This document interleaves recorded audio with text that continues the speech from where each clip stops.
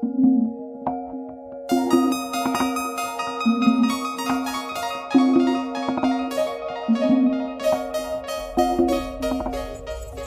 to the Lalulah podcast, real-life conversations about modern sexuality and how to live a happy, healthy, turned-on life. I'm your host, Laura Allen, a holistic health coach and founder of Lalulah, an online platform offering natural erotica toys as well as the educational tools you need to expand your pleasure in and outside the bedroom. Hey everyone, welcome back to the Lalulah podcast. Today I am interviewing Kaitlyn Day, who is New Zealand's Vagina Physio. And oh my gosh, she's got so much sass, and I love the way that she talks about pelvic floor health with so much passion. She really shares a lot of really awesome information about pelvic floor care, why it's important not only around pregnancy and birth, but throughout our entire life, as well as sharing some really tangible, practical tools that we can start to use today to make sure that our pelvic floor is happy, healthy, and turned on. So let's enjoy the show. Kaitlyn, hello and welcome to the podcast. It's such an honor to have you here. Thank you. It's going to be really fun, I hope. Really fun. Yeah, no, I think it's really fascinating what you do, and I really, a big part of Lalulah is bringing the holistic aspect to sexuality, and that is everything from, you know, the esoteric to the vagina microbiome to the psychology behind sex, as well as, you know, pelvic floor health and the physical side of all of that. So I'm really excited to dive in and learn what you have to say on this topic. So yes, Thank you for being here. No worries. Happy to be here. Okay, so the first question I've got for you today is, what color are you and why? What color? Mm-hmm. Yeah. I would say probably purple, because I'm on the outside, I'm pretty relaxed. But I reckon there's a bit of depth as well. And if you get me onto a topic like vaginas, I can delve really deep into that. Oh my God, I love that you said that. I love it. I also love talking about vaginas, so I'm very excited. Very excited. Uh-oh. This is going to go on for hours. We're going to go for a long time. Okay. Okay, so you've branded yourself as the Vagina Physio. So I'd really love to know what got you into this work, and why are you so passionate about vaginas, and why is this important? Why is physiotherapy and vaginal health, pelvic floor health important? So I started off training just as a regular old physio, and kind of didn't really know where I wanted to go with that. You know, most people into physio thinking they want to be the physio for the All Blacks, and that wasn't really me. So I started working at Auckland Hospital as a new grad, just on the wards there, and I started noticing that all these sort of older people were coming in and being admitted, and on their list of comorbidities would have incontinence. Or inability to control their bladder or bowels as part of it. And nothing was really done about that. I was like, slap on a pad and send them back home again. So I kind of remember learning something about it, not much, but like a 2-hour lecture or something, as an undergrad about pelvic floor physio, and started looking into it, and found that one of the best courses globally to do pelvic floor physio was in Melbourne, at Melbourne University.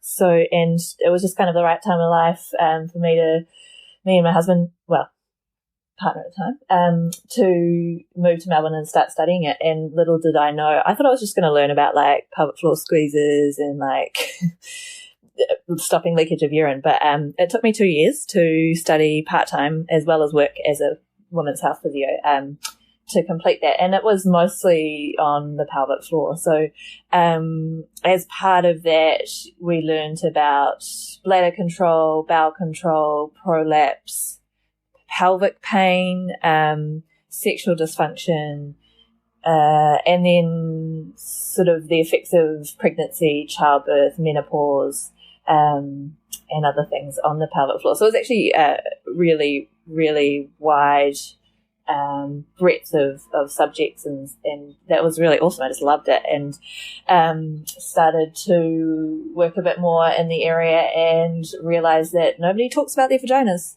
out in public. And I was sort of coming across stats like 1 in 3 women who have had a baby wet their pants. 50% of all people who deliver vaginally have a prolapse.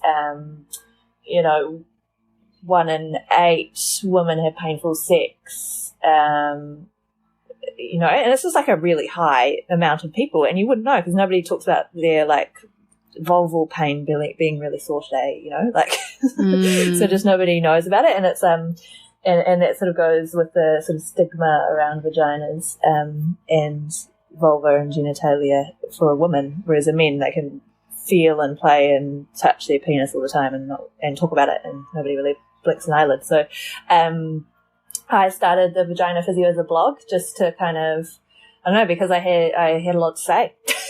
Yeah. I just wanted to put it out there. And I didn't really know how it would go, but it ended up being pretty popular, and heaps of people were sort of emailing me, thanking me for talking about things that they were too scared to ask people about and stuff like that. So it's kind of grown from there.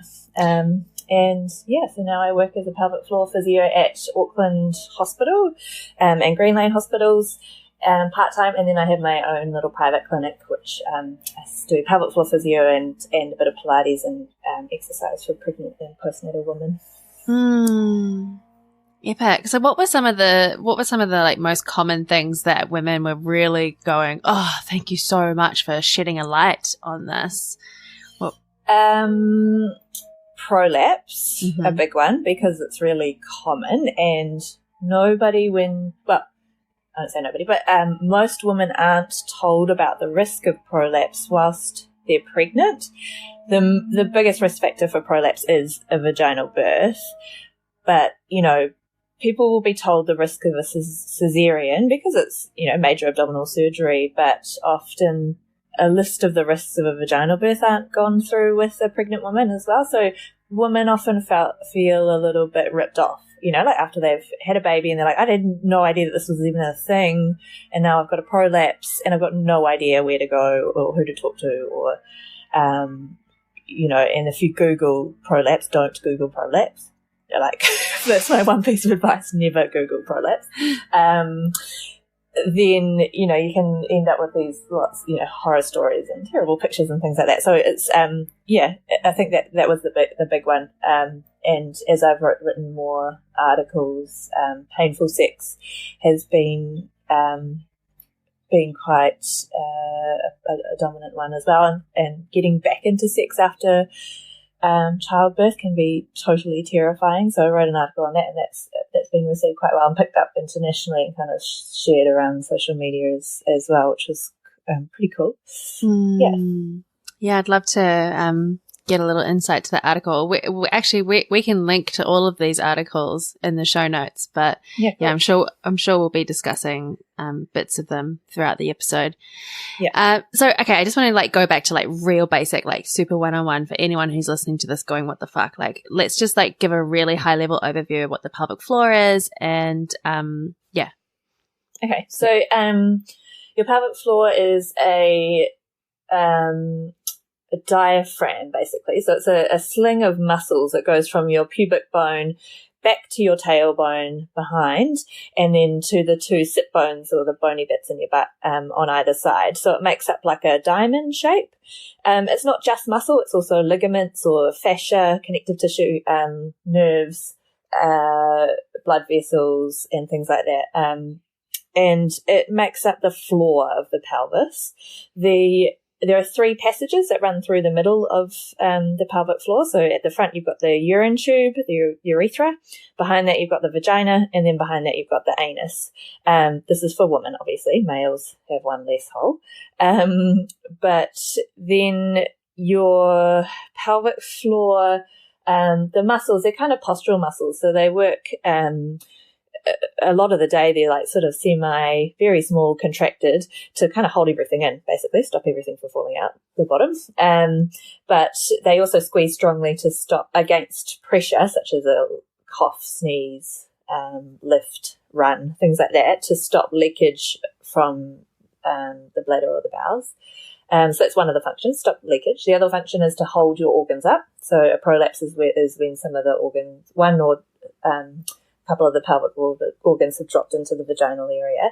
So your pelvic floor muscles help to hold everything up. The other role is to give you lower back and pelvic joint stability, kind of like the foundations of the house.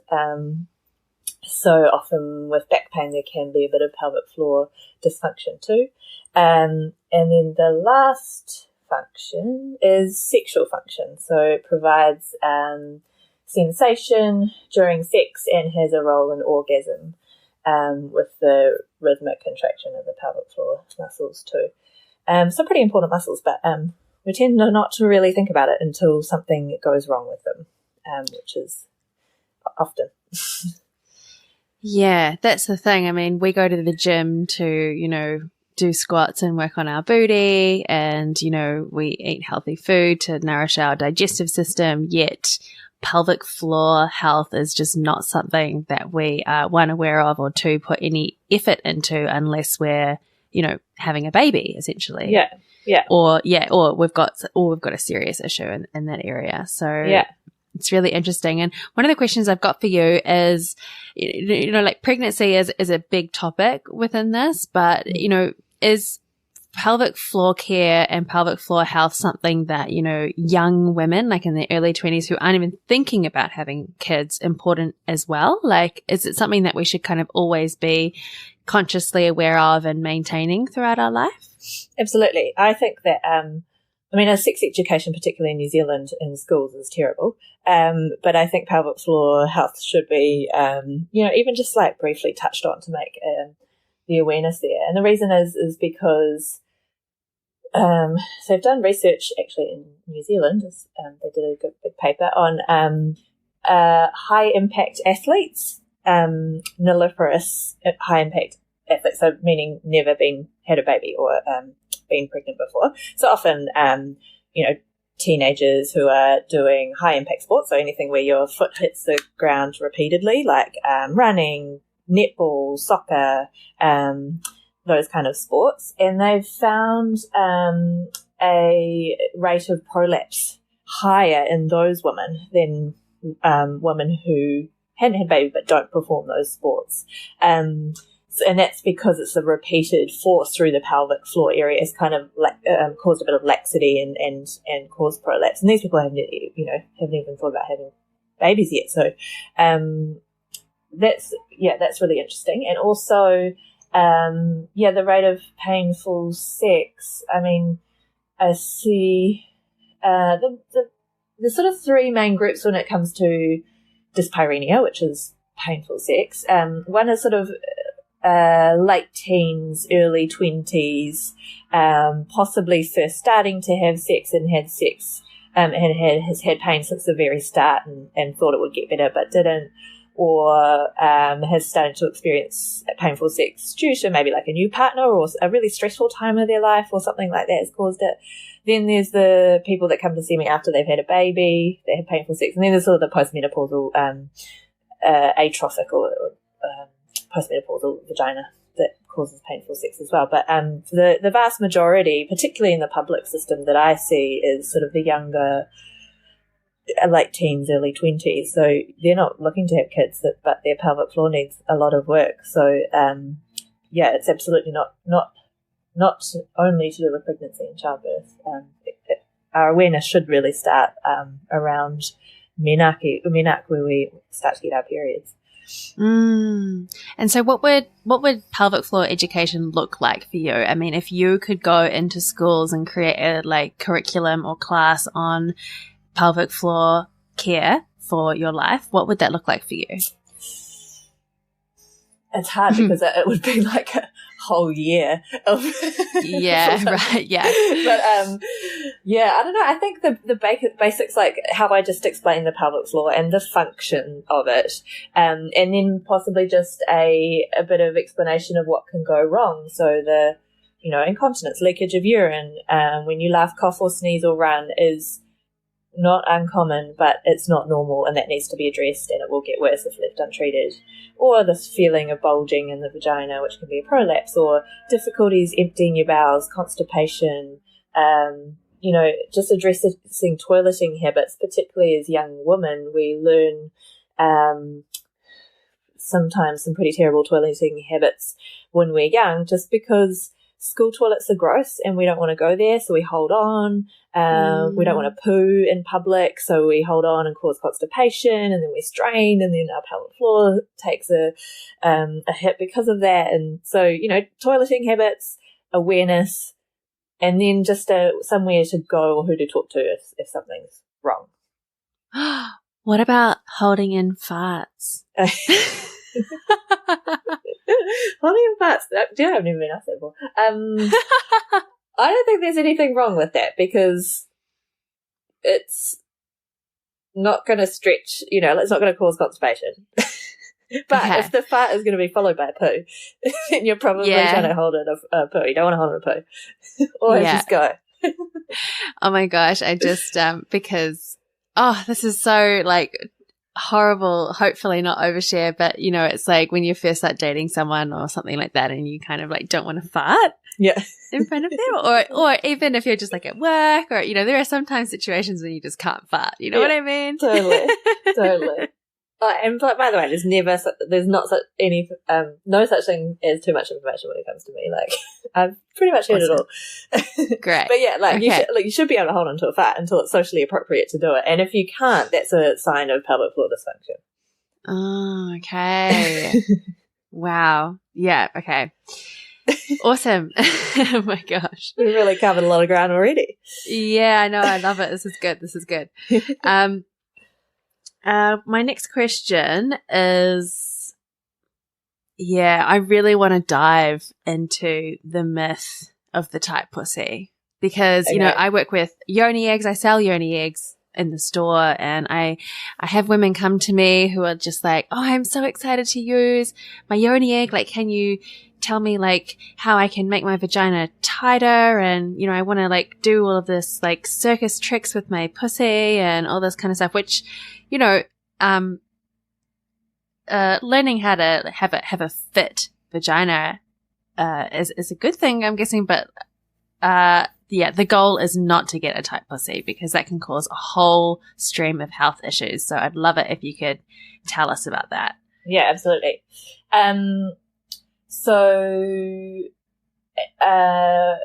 Basically, if you're going to simplify it a lot, your pelvic floor dysfunction can be split into two groups. So this is very simplified, but you could have a lax, weak pelvic floor, or you could have a tight, spasmed pelvic floor, which doesn't necessarily mean that it's strong. It might be weak, but it just doesn't relax properly. And so we call that overactive pelvic floor, a hypertonic pelvic floor. And I'm not sure if it's getting more common, or maybe I'm just noticing it more, but I feel like it is getting a little bit more common as the more that I practice. And basically a hypertonic or overactive pelvic floor can present with difficulties with penetration. So penetrative sex is often either impossible or really uncomfortable. Difficulties inserting tampons or anything else, sex toys, things like that. It can also come with bladder and bowel dysfunction, such as difficulties emptying your bowels, feeling like you have to really strain to get a bowel motion out because you're not relaxing your pelvic floor, or feeling like you're not emptying the bowels properly, like you go poo but you're like, oh, there's still some there. Or bladder problems such as bladder urgency, so people who go to the toilet every hour, and they got to rush to the toilet and get there ASAP, or they might not make it in time and have a little leak on the way. So that kind of bladder incontinence is quite different to stress incontinence, which is the leakage of urine when you laugh, cough, sneeze, run, jump. However, a hypertonic pelvic floor can mimic a weak, lax pelvic floor and cause leakage of urine when you laugh, cough, or sneeze, because it's just doesn't have the strength or the capacity to give that big, strong squeeze, because it's kind of already halfway contracted and it doesn't have the energy left to give a big, strong squeeze when you do a cough or a sneeze. So a lot of people come to me, particularly women who come to me with their keen exercises. So they're like going to Body Attack or like doing heaps of Pilates and working their abs hardcore or doing CrossFit or something like that. And if they've never had a baby or anything like that, my first thought is you've got an overactive pelvic floor. However, it doesn't always go that way, but that's kind of what where my line of questioning would go. So how's sex for you? Things like that. So you just don't want much like, when you get like a knot in your neck or your shoulder muscle and you touch it and it's hard and there might be a point in there that's like quite spasmed and really sore and like that sharp pain. That's essentially what can happen in the pelvic floor muscle. We hold tension there. And you don't want that. Like nobody really wants that when you're having penetrative sex, do they? I haven't come across anyone that does.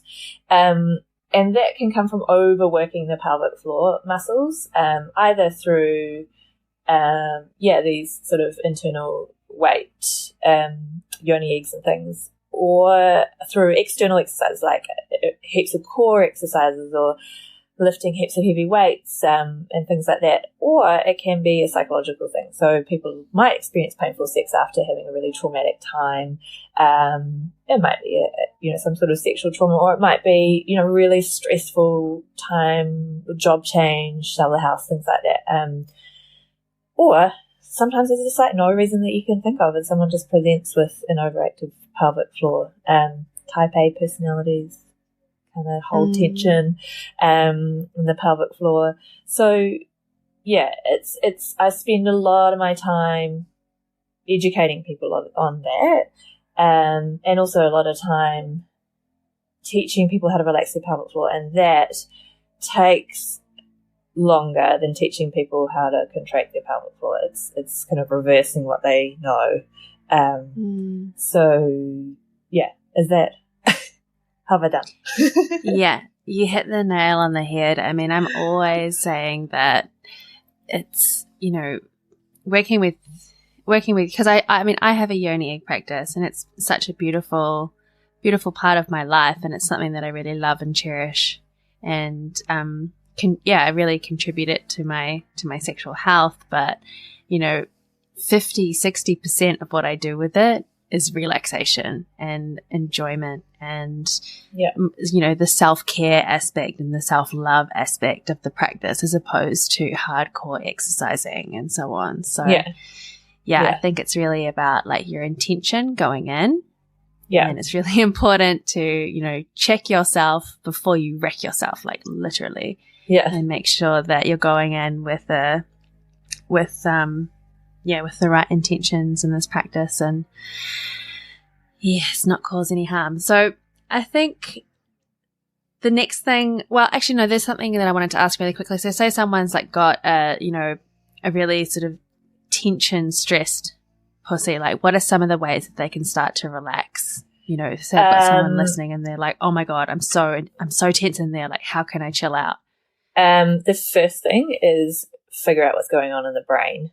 Because you're never going to relax your pelvic floor if you're anxious or you're stressed or you're depressed or you're not breathing right, because your breathing diaphragm, the upside down bowel muscle at the base of your rib cage, that sort of pulls down to pull the air in, will actively affect your pelvic floor muscles. So if you're like really breathing at the top of your lungs, you're not getting that nice sort of recoil and sort of piston pressure of the diaphragm and pelvic floor muscles working together like a beautiful piston that I'm doing. Listeners might be able to see, but if you Google pelvic floor piston breath, then you'll come up with a pretty good video picture of it. So I always address some form of relaxation, whether that be, like I usually talk to them about what they do to relax. Most people like sit on the couch and watch TV. I'm like, hey, that's not going to work. We're going to go through, I'm a really big fan of mindfulness meditation. It's very on trend right now, but it's also the most tangible form of meditation I've tried. It's very forgiving and don't feel like you're beating yourself up and trying to control your thoughts and things like that. It's very gentle. And you can get really good free apps and things like that. So addressing the psychological part of it, and then also you might want to start, you can even just Google diaphragmatic breathing. The amount of people that aren't breathing well is amazing. And it's kind of a chicken and an egg thing with psychological problems, like breathing up into our upper chest will kickstart the sympathetic nervous system. I think that's the one, the fight or flight one. So then that will increase your stress and anxiety and your pain and things like that, and then you'll start breathing shallower, and then it's this vicious circle. So slowing down the breathing, get your base of your lungs working, try and keep your upper chest still while you breathe, tie that in with some relaxation strategies, and then book in to see your pelvic floor physio, and you'll be on your way. Like yourself, for example. Yeah, exactly. Shameless plug.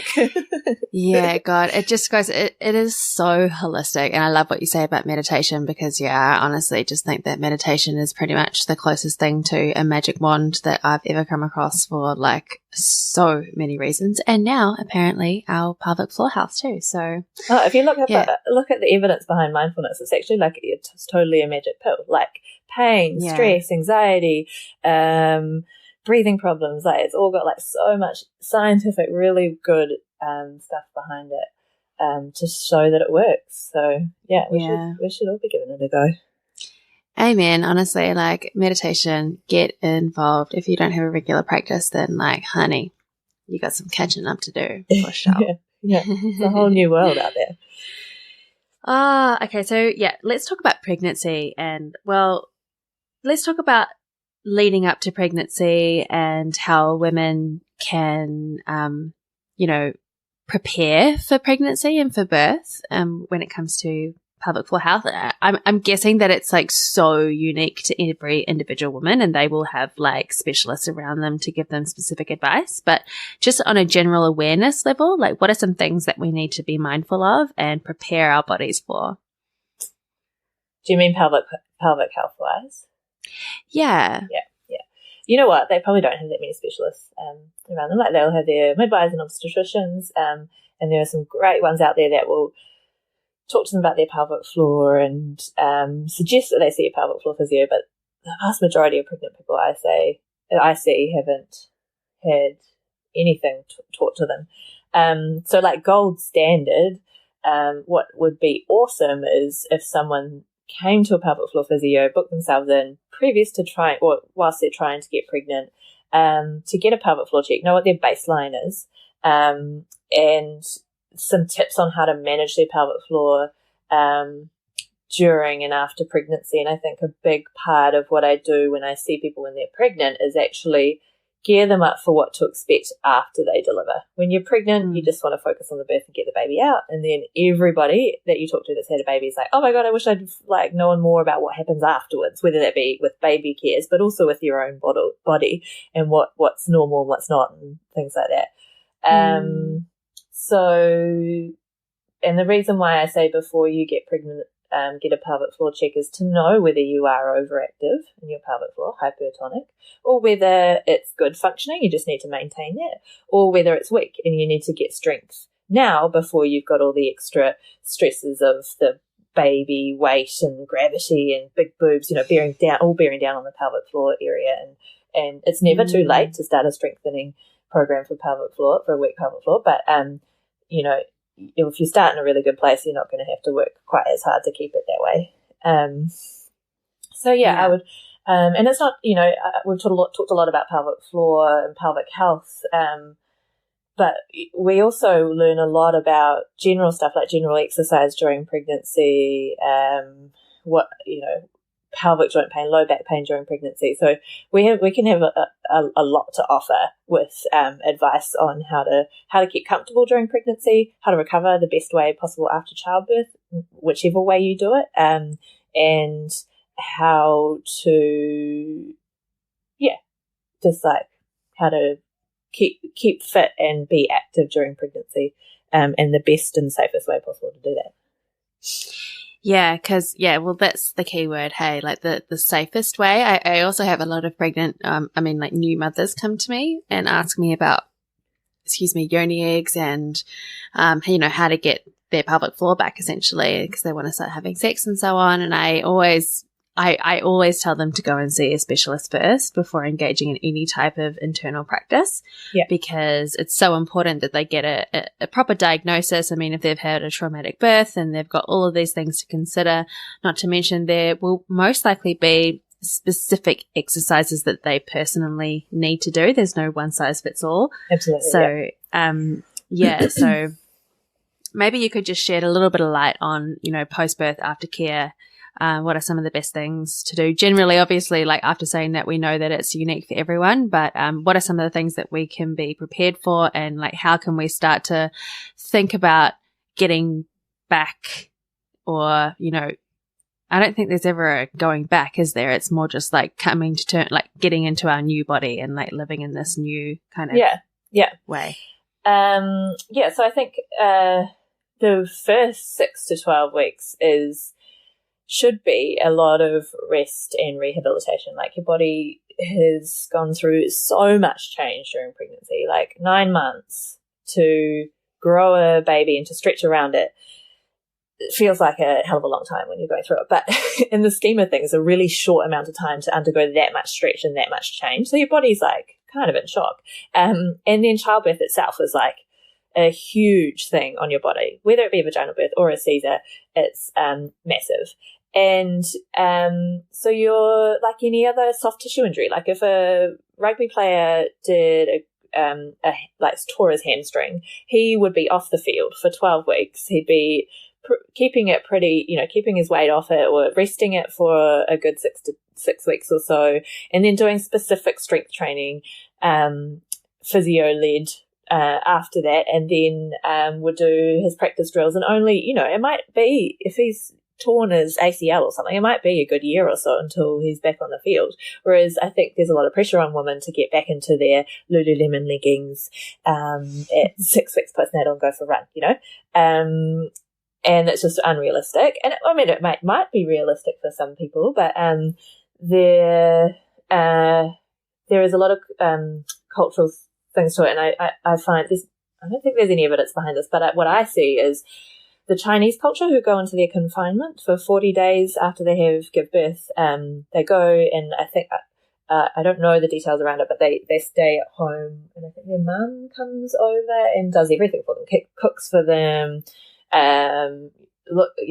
lifts the baby, you're just, the mother like rests and recovers, and they recover, what I see, they recover really well from birth.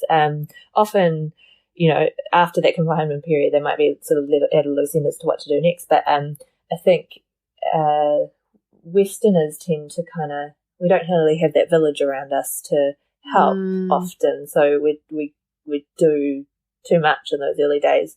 And what we do in the early days can have a really big effect long term, like to our pelvic health and to our bodies. If we injure ourselves in those first weeks to a point of, permanent injury, that there's, we can, there is a such thing as doing too much and actually not being able to recover 100% from that. So my advice is to not plan to do anything. Really, except feed your baby, maybe get out for some walks, do some gentle exercise for physical and mental health, but keep it low impact, keep it gentle, and then at 6 weeks go and see a pelvic floor physio, whether you had a cesarean, a vaginal birth, however you delivered, because your pelvic floor will be changed from pregnancy itself, but also every birth is different, so every vaginal birth is different. One woman might have no issues, one woman might have a prolapse, one woman might have overactive pelvic floor. So what we do from then on will be really tailored to what the woman presents with. And I would see women, I might see a woman weekly for Pilates, safe, gentle, progressive Pilates in those early days with pelvic floor physio as well, up until they've finished breastfeeding maybe.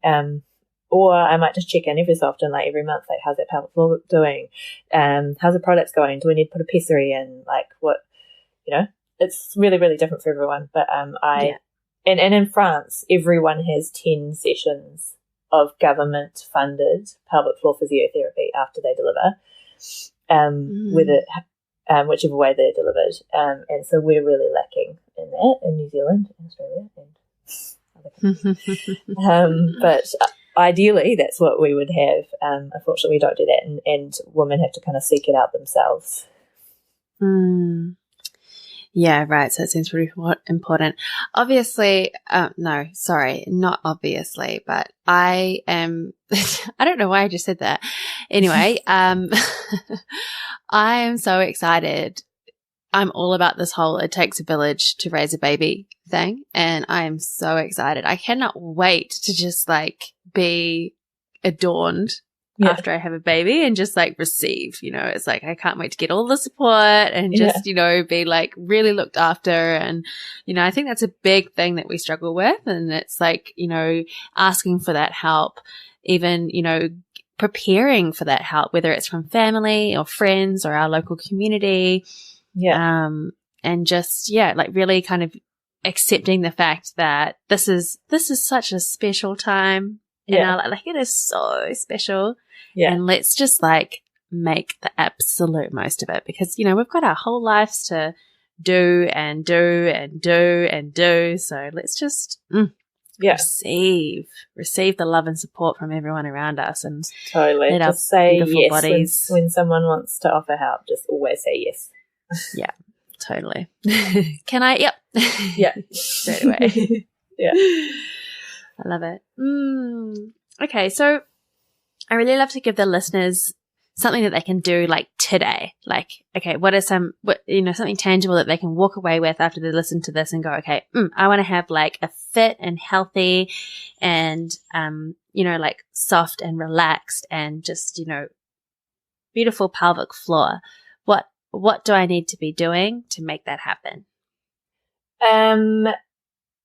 If you don't have any issues that I've talked about, like bladder or bowel problems or sexual dysfunction, there's a really good app called Squeezy that you can download, and it reminds you to do exercises 3 times a day. If you don't have any problems, you might just do it once a day.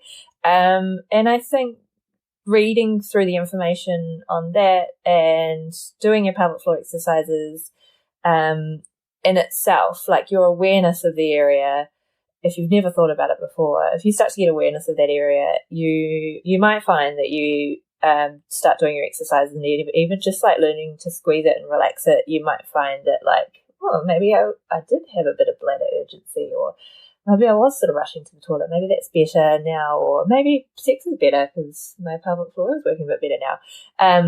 So I think like downloading that and reading through the information and starting to do your exercises. And then if you're like, I'm not quite sure if I'm doing my exercises right and I really want to know, then go see a pelvic floor physio. If you have any of the problems that I have talked about, don't even try and do anything by yourself because more often than not, you can do more harm than good.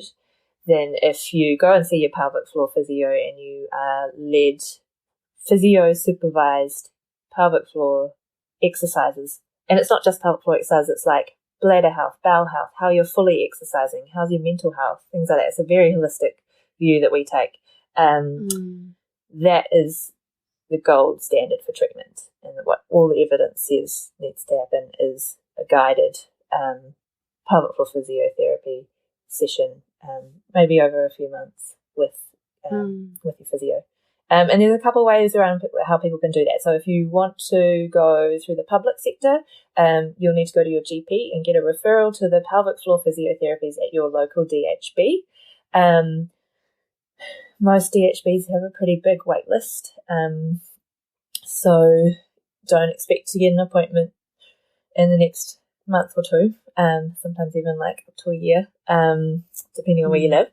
But if you want to be seen quicker, then you can see a private physio. You don't need a referral for that. It's like any other physio. You just book an appointment, go and see them, take in any like relevant information that you think that they might want to know, and you can book a series of appointments with them.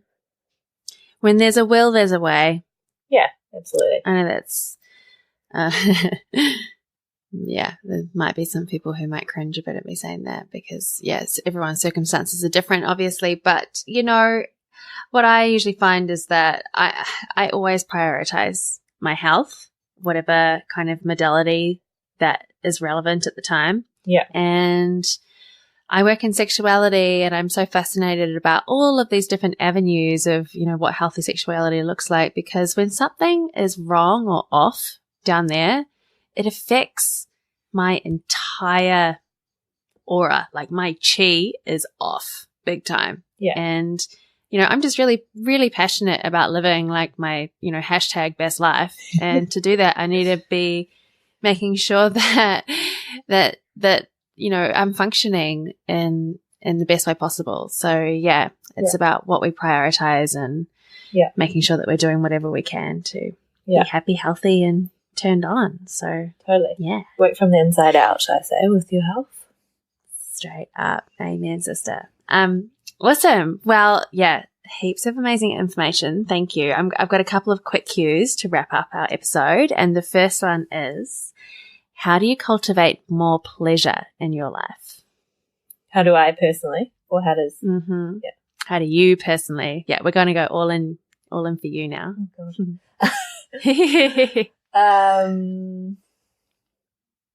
I think recently it's like just getting rid of the guilt. Like, recently I've been happy to just like sit on the couch and read a book instead of do like 100 different things, you know. I think that that's been a massive mind shift for me, and I've found like pleasure in just like, you know, not having to be doing stuff, productive stuff all the time. So just like being okay with like being by myself, doing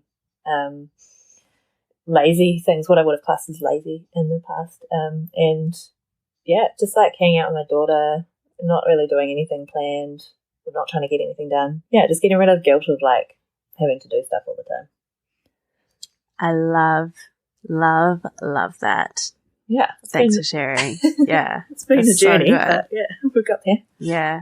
I get it. I so get it. I feel like that like ties really nicely into the next question, which is, what is one thing that you've learned about self-love recently? That it needs to be prioritized. If you're going to make anyone in your life, if you're going to love anyone in your life, you need to love and be happy with yourself, because you just don't have the energy for anyone else if it's like all inwards, like hating yourself or like anxious or stressed or depressed or, you know, all of those things that I have been in the past. And yeah, so once you're content, and sometimes I don't even think it's love, I think it's just like content with yourself, then you're able to like love other people. Yeah. Beautiful. Thanks for sharing. Yeah, it's an acquired skill for like a lot of, you know, some people just fall out of the womb like radiating and oozing self-love for the rest of their life. Yeah. And then for a lot of people, it's actually something that we've got to like learn and figure out how to do. Yeah. Yeah. Yeah, totally. And my final question is, what is the most impactful book you've ever read? And I'm sure you've read a million books, and I know it's a really hard question, but you can only choose one.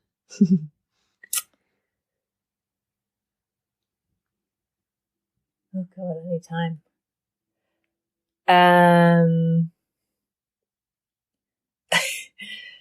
Okay.